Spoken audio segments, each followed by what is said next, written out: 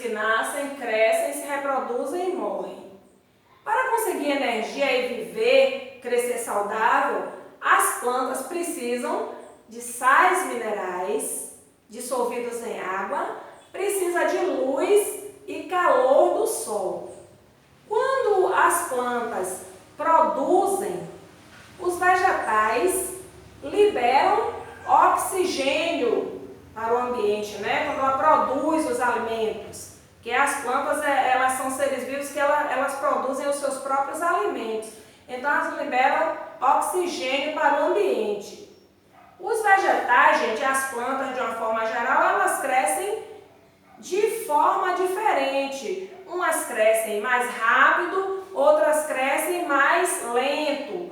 Por exemplo, tem planta frutífera aí que a gente pensa que não vai crescer. Eu vou dar aqui um exemplo, o genipapo mesmo, o genipapeiro, ele tem um crescimento mais lento do que um pé de cacau, né? Ele cresce mais lento do que um pé de cacau.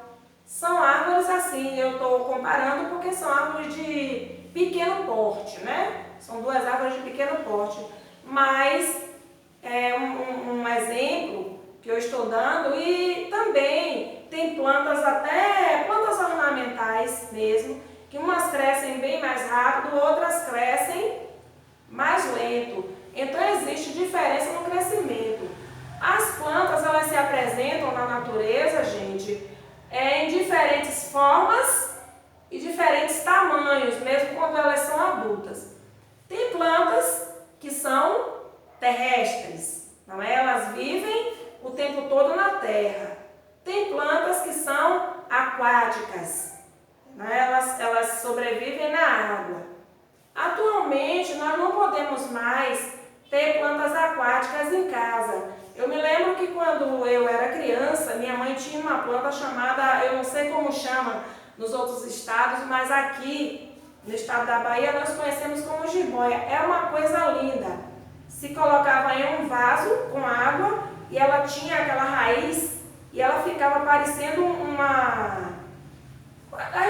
quem olhasse de longe não sabia se era natural ou artificial, porque ela tomava a forma do vaso e ia desenvolvendo a sua raiz ali na água. Atualmente nós não podemos mais ter essa prática, não é? Ter planta aquática em casa por causa do famoso, entre aspas, mosquito da dengue, da zika e da chikungunya, né? Nós não podemos, hoje em dia só podemos ter plantas na terra. Mas na Amazônia tem uma planta aquática chamada Vitória Régia.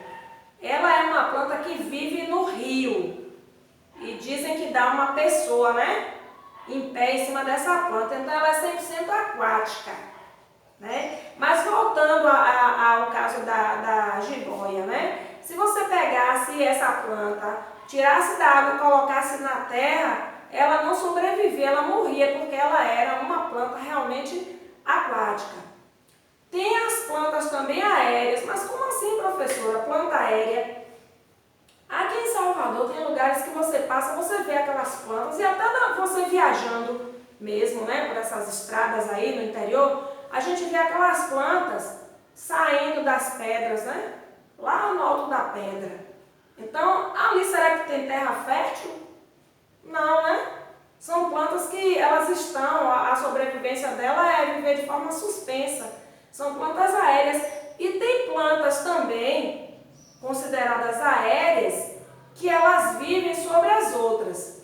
Tem uma planta, ela é considerada uma praga, porque ela suga toda a seiva. Na verdade, ela é um parasita, né? Mas não deixa de ser uma planta. É uma planta chamada erva de passarinho. Ela não vive na terra, não. Ela vive no tronco de outras plantas, no tronco de outras árvores. Só que ela é considerada uma praga porque ela vai sugando a seiva daquela planta de um jeito que ela fica com as suas folhas parecidas com aquela planta. Então, a pessoa que não conhece não tira. Então, acaba que a planta original morre, mas ela é uma planta aérea. aérea. Ela tem um caulezinho bem fino, né? Porque aqui, graças a Deus, eu não tenho para mostrar a vocês, né? Senão aqui não teria uma árvore. E ela mata árvores de grande porte, porque ela entranha, né? Em volta do caule, fica parecido com o caule da planta e ali ela vai sugando a seiva, mas ela é considerada uma planta aérea.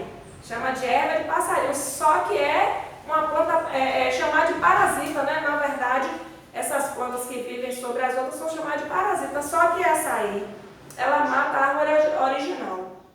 Então, assim, esse conhecimento, gente, não contém no livro de vocês, né? Porque a gente costuma passar os conhecimentos além, né, do que tem nos livros, para que vocês possam ter um entendimento melhor, até porque para que possam ter um entendimento melhor do que é a natureza e ampliar, não é, o aprendizado. Mas assim, vocês têm aqui na escola, tem aluno que até já pegou, bloco de atividades.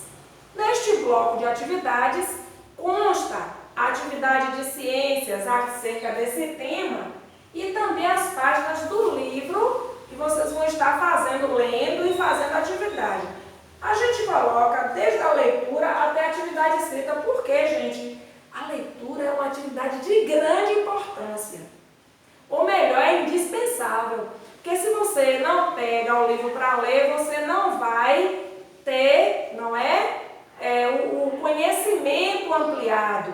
Não é somente a videoaula, viu? Então eu peço aos senhores, às senhoras, às famílias, por gentileza, que coloque a criança para ler também, porque às vezes a criança ela é inteligente, né? Muitas vezes mais inteligente que o adulto. Então ela assiste a videoaula, ela já pegou tudo ali, ela vai lá e responde a atividade. Mas é importante que ela leia o assunto. Tá certo? Até a próxima aula.